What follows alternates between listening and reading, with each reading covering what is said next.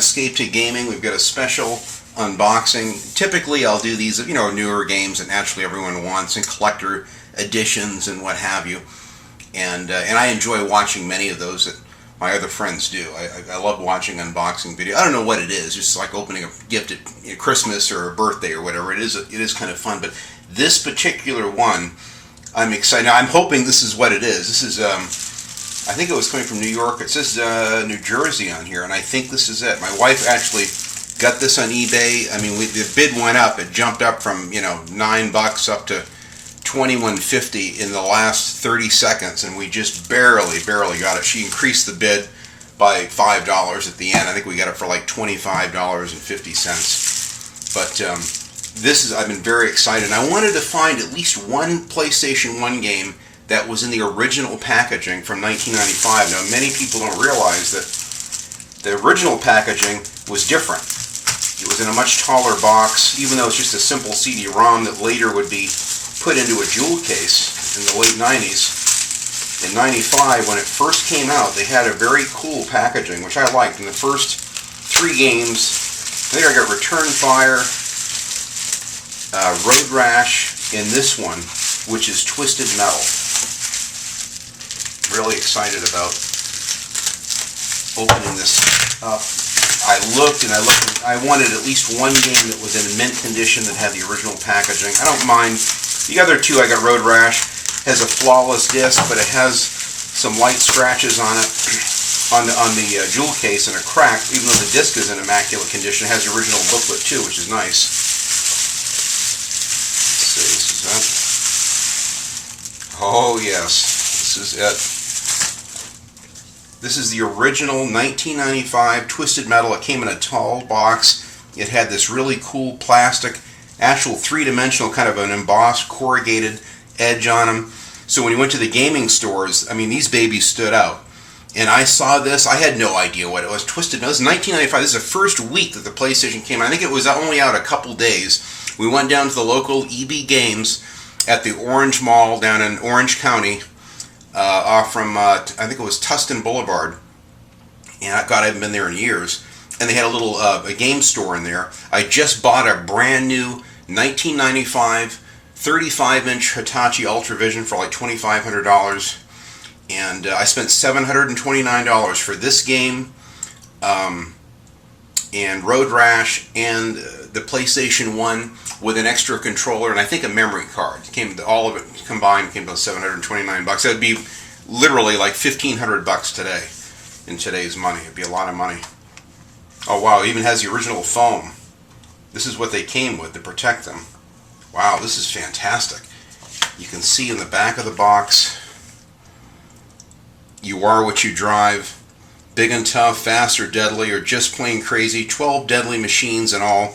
Stock highways, hunt suburbia. Take your pick. One just says, you all over. Insane 3D combat. Drive anywhere, anytime, in any direction. Onto sidewalks, off ramps, into pedestrians. Fire off machine guns, heat-sinking missiles, and more.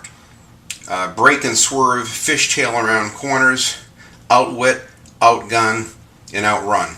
Battle up to 8 deadly cars at once. Complete in split screen or two-player mode. Now, I played the living hell out of this in split screen.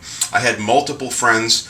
Of course, my wife was there every night. We both loved this. I took her to the cleaners naturally, but she still had a blast. I'd slow down and let her get a few good hits in, and then when I had a sliver of life left, I usually would take her out. See, battle on city streets, highways, downtown suburbs, even rooftops of skyscrapers. Last one to survive wins. This is a fantastic game. I just looked at the box, for probably 30 minutes. I didn't know anything about any of the games. Of course, there's no internet, so you had no way of knowing if it was any good. Twisted Metal, wow, what's this? Car combat, wow, this looks cool. And I couldn't wait to try it. Road Rash was kind of self-explanatory. You can see the bikes, and they showed little pictures of the screens in the back. You definitely could see the action here. But these were fantastic boxes. Look at this book. Wow, this is what I got. I got a memory card. I got an extra controller. They were all in the gray. They had no analog buttons, 6 back then. You just had the directional buttons. And that was it. Look at this disc. Beautiful. Back then, the disc had this kind of a metallic, shimmering look. You know, they were actually in black. Today, they're kind of a silver, the way the CD-ROM discs are. These are actually in black, and they look great. And it even has, wow, Warhawk, NFL Face-Off, Razor Wing, Destruction Derby. That was another game I got probably within a week or so after my PlayStation. I forgot all about that one. Destruction Derby, the first one and two. Wipeout, another one I enjoyed. Warhawk, I loved. Great games. So, you know, Sony didn't have a big lineup initially, but they had enough to really get you going. And believe me, you spent, incredible amount of hours, night after night, playing these games. This was really special. This is something I'm going to actually put on my shelf and display. So I wanted one that had the old school, Twisted Metal or Road Rash, either one. This one is my favorite game, so I said it'd be cool to have at least one of these in the original 1995 box. There's the spine. Sony, obviously it was a Sony exclusive. Single track did the game. Fantastic. Look at this booklet. Wow. Yeah, here we go. Warhawk. Extreme. Someone even wrote down on the back. I didn't know that. So it isn't mint, actually. It does have some notations. These are probably the codes to unlock the different levels of suburbia and the canals and all that stuff. This is fantastic. But this booklet was so cool. I forgot how big this was. There's the old Sony PlayStation. There's the old controller without the analog sticks. Beautiful. And it has these nice little black and white illustrations, kind of a stainless steel look with bullet holes, and tells you about the game modes, the original story, the story behind the whole thing in Calypso, game views, refs and pedestrians. So it gives you a little kind of a comical look at all of the people and things that you're going to be looking at within the game, which is really cool. Car maneuvers. You also had an in-car camera view, which they didn't have. Everyone says, oh, Twisted Metal's the best. Well, I love Twisted Metal. They said Twisted Metal 2 is the best. And it did have a lot of great additional mechanics that made it fantastic. But the one thing that, to me, didn't live up to the first one is you had an in-car view. So once I really got acclimated with the tracks, I exclusively used the in-car view. And man, I'll tell you, late at night, after a couple beers, whatever, you get inside that thing, you felt like you were in each car. You could see the guy's hands on the steering wheel and the bullets coming at you or the missiles coming at you. It was fantastic. That's where they really blew it, I think, with Twisted Metal 2, is they didn't have, even though they had some even more levels and fantastic car combat. Weapons and health. You had these little health things you had to drive through. It hasn't changed too much. It gets into the homing missiles and fire missiles and power missiles, and your mines and your tacks and everything you could drop behind you, a rear flamethrower, oil. So they're like little power-ups that you drive through, and then you could, pick up extra mines to lay down behind you or whatever. So the key to Twisted Metal was to find all of those power-ups and to really focus on where they were and just drive around and scoop them all up. Once you memorize where the health things were and all your favorite missiles, I would kind of pick and choose. I always went for the fire missiles and the homing missiles especially. The power missiles, if you're up close, did incredible damage. Battlegrounds gives you all the arenas, a warehouse district, Freeway For All, which is one of my favorites. River Park Rumble, that was a good one too, kind of like a mockery of Beverly Hills and the fancier parts of Los Angeles at Christmas time. Suburbia with these giant canals and suburbs was a huge, massive level. And the rooftop level where you go over the edge and that's it, you go all the way down and you're dead.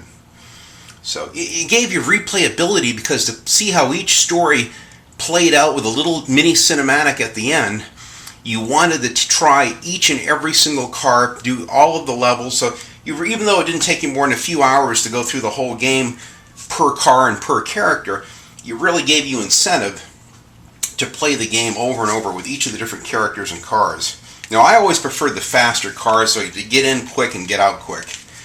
The slower monster trucks and Dark Side and all that. Yeah, here we go. Warthog was a good one. I like this Outlaw a lot. I used Outlaw quite a bit.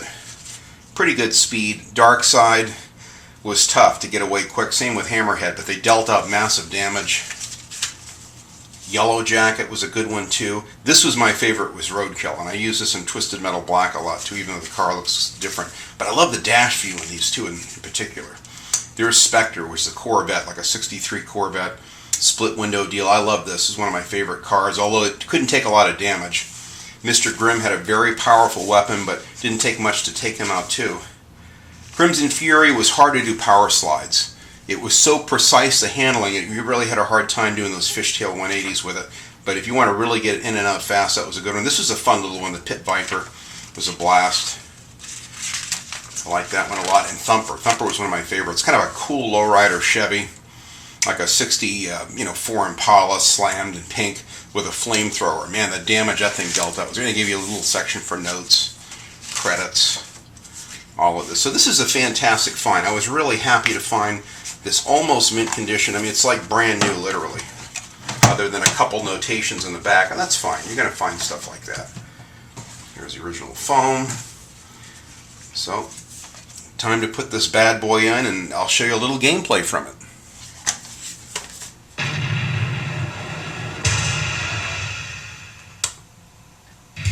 So today we've got a special favorite, Twisted Metal from the PlayStation 1 1995, made by Single Track as an exclusive for Sony. And this was the very first game. This is the game that really got me excited. This and Road Rash. I just was fascinated with the boxes, and I had seen one PlayStation commercial and was very, very excited. And this is it. This is Twisted Metal. This is a fantastic game. It's a wonderful franchise. I'm not in love and enamored with all of the Twisted Metals, especially 3 and 4.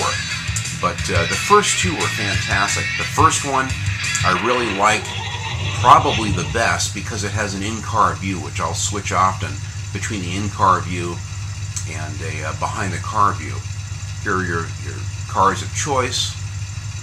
Sweet Tooth, which is kind of slow but has a dangerous and powerful weapon. You've got Yellowjacket, which is a car that's kind of a medium, all-around average car.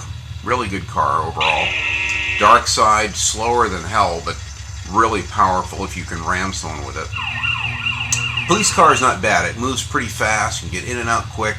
As you're tangling with people or going around a corner passing someone, you can use the taser weapon to electrify anyone that's near you. So it's actually a pretty good car to use. In Twisted Metal 2 as well.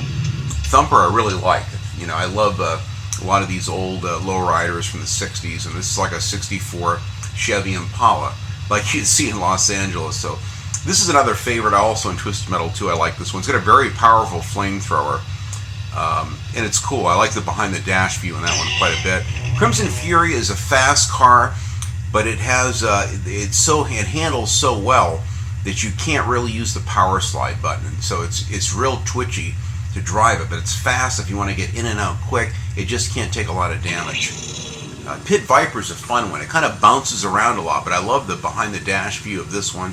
This is a fun car. I've done quite a bit. So I've actually beaten this game on the hardest level with every single vehicle, and unlocked to see every single cinematic at the end. Warthog is another good one. It's got a powerful 3 levels of homing missiles that come in. So each one has its own special weapon. Like Mr. Grimm has like a death face. It's the most powerful weapon in the game. But his also, kind of to compensate, his bike is the weakest. So he's a fun one too. He's fast. The handling is twitchy, almost like Crimson Fury. Now this is one of my top 2 favorites, is Spectre. It's a cool car. It's an old, kind of based off a 63 split window Corvette.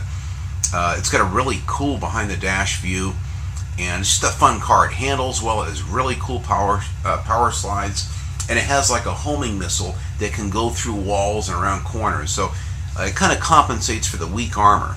So if you're in a narrow alley, you can hide somewhere, kind of almost like camping, and then use it to fire, which is pretty cool. Hammerhead is probably my least favorite vehicle. Very powerful. It rams great. Just slow, real slow. It's hard to get away from people, and they can use a freeze missile on you and they got you. So I stay away from that. This is my favorite of all of them. It's Roadkill. I like this also in Twisted Metal 2 and in Twisted Metal Black as well. And also a big fan of it with the new Twisted Metal. It's really cool. It has it fires these metal spears. It has a pretty powerful, fairly average, but yet powerful special weapon. And it's fast enough to get in and out of trouble real quick. I like this one a lot. Kind of a Road Warrior style. So I'm going to go ahead and take Roadkill, one of my favorites. Now what I like to do is just kind of go around and scoop up as many weapons as possible.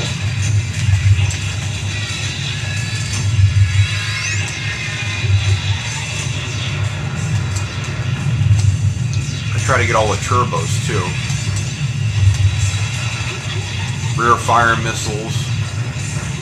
Oh, shit. Turbo. There's a mine hidden right here.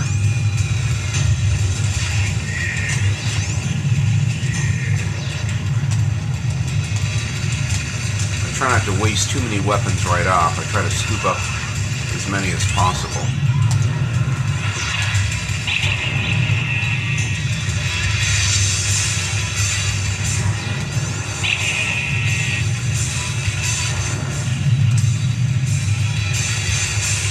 Drop the mine.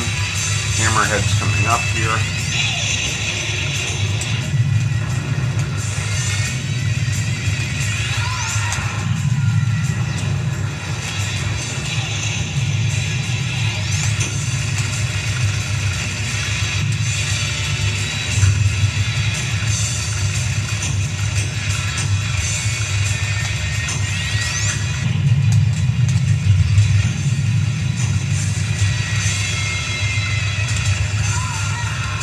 Guys will pop up to kind of keep you from camping.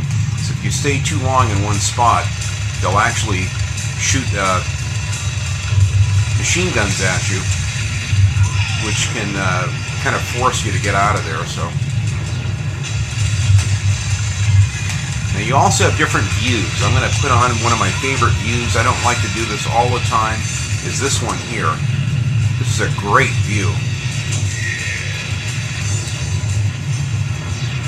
It's really intense. Gives you that feeling of you with the bullet holes in the window when you get shot. Your car takes more damage. The rear view mirror gets cracked. It's trash in an old chip bag and a Dunkin' Donut box or something on the dash. And so each car has its own view, which is cool. Oh shit! Sweet Tooth is really dangerous. This is the one in pretty much in all the games, the Twisted Metals, but he really deals out some heavy damage. So now my health is getting low.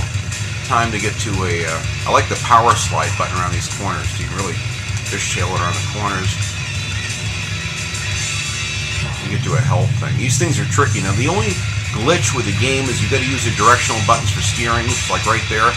If you don't line things up perfectly, you can easily have some problems with steering. So the key is, and you get, again, the graphics are older, fairly dated. You can see the sprites of the way the graphics look. It's not a full 3D like the games are today, but I like the little images in the background of Los Angeles.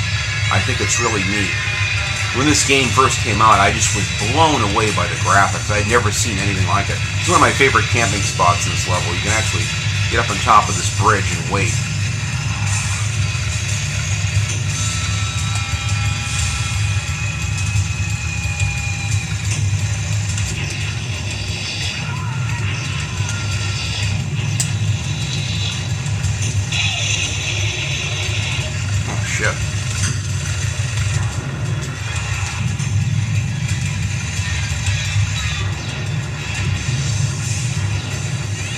Try to stick with one enemy and take them out fully. Now he usually puts down some of those kind of these trampoline spring things which can really mess you up. Oh shit, I gotta get out of here. You don't want to get ganged up on too much. I'll put some tacks down behind me. That also creates damage. Kind of like the mines. The mines are really powerful. Put a mine in the tunnel right this curve here. It's usually a good place to put them. So you get defensive weapons as well as offensive ones. And I use them. This is a great place to camp up on top of this hill. You can watch the tunnels.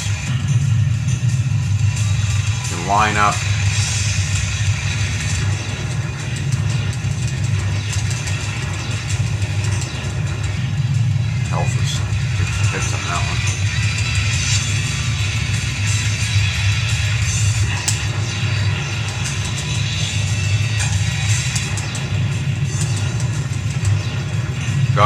Spectre. He's done.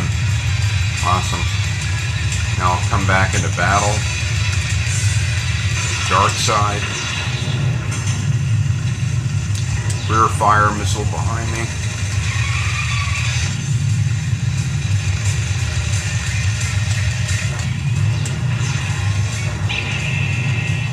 Another rear fire. Turn around, give him a homing missile. There, he's done. Now I gotta get to a health station right here.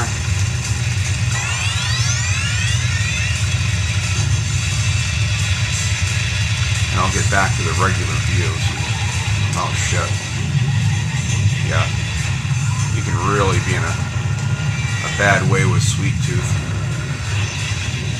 He's got a really powerful homing missile ice cream cone deal. Got him. There's one left. Charge up on health, scoop up some more missiles. Yellowjacket.